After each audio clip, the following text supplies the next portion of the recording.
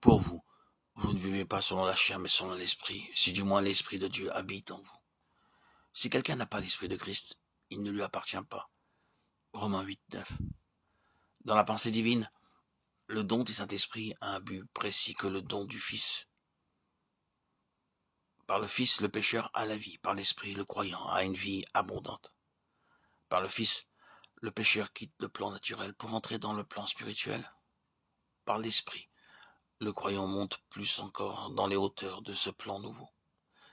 Dieu veut que tous les chrétiens possèdent une vie spirituelle profonde et grandissante. Le Saint-Esprit qui habite en nous emploie dans ce but les 3 moyens suivants. Il nous révèle par la parole la plénitude de vie qui est dans le Christ glorifié. Il crée dans nos cœurs le désir de posséder cette plénitude. Et il agit comme intermédiaire pour nous la transmettre. Romains 7 représente le chrétien charnel. Romains 8, le chrétien spirituel. En Romains 7, dans divers versets, les termes « je » et « moi » sont employés 25 fois et le Saint-Esprit n'est pas mentionné une seule fois. Dans Romains 8, « moi » ou « je » sont employés 3 fois, quand c'est nécessaire. Et le Saint-Esprit est mentionné 16 fois. Ainsi, nous en concluons que la plénitude de la vie en Christ exige des relations plus étroites avec le Saint-Esprit. Demandons à Dieu quelles sont ces relations.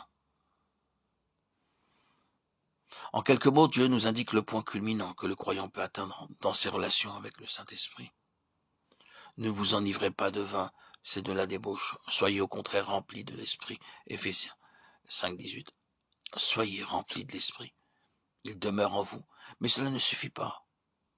Ouvrez toutes les avenues au Saint-Esprit, qu'il vous remplisse tout entier. Permettez-lui de vous rendre puissant par sa présence. Soyez remplis de l'Esprit. Ceci est le droit d'aînesse de chaque chrétien. En vertu de la nouvelle naissance, il a droit à la plénitude de l'Esprit. Ce n'est pas le privilège de quelques croyants seulement, mais la prérogative de tous. Méprisez-vous votre droit d'aînesse comme Ésaü, qui le vendit pour un mets? Préférez-vous les plaisirs, l'argent, la position sociale, à la plénitude du Saint-Esprit?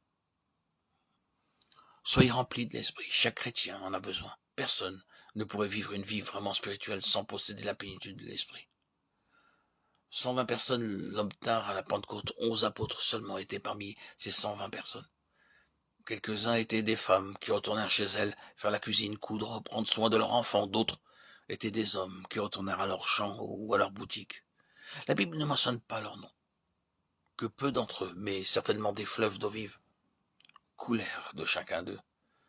Ne croyez pas que vous êtes trop jeune pour être rempli d'esprit. Cette plénitude vous évitera ces années passées dans le désert que les vieux chrétiens connaissent trop souvent. Ne dites pas que vous êtes trop vieux, que la puissance des habitudes coupables est trop grande pour que vous puissiez être libéré.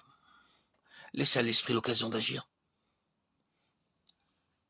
Reconnaissez seulement que le plus grand besoin de votre âme est d'être rempli par lui. Soumettez-lui votre volonté, et il fera le reste.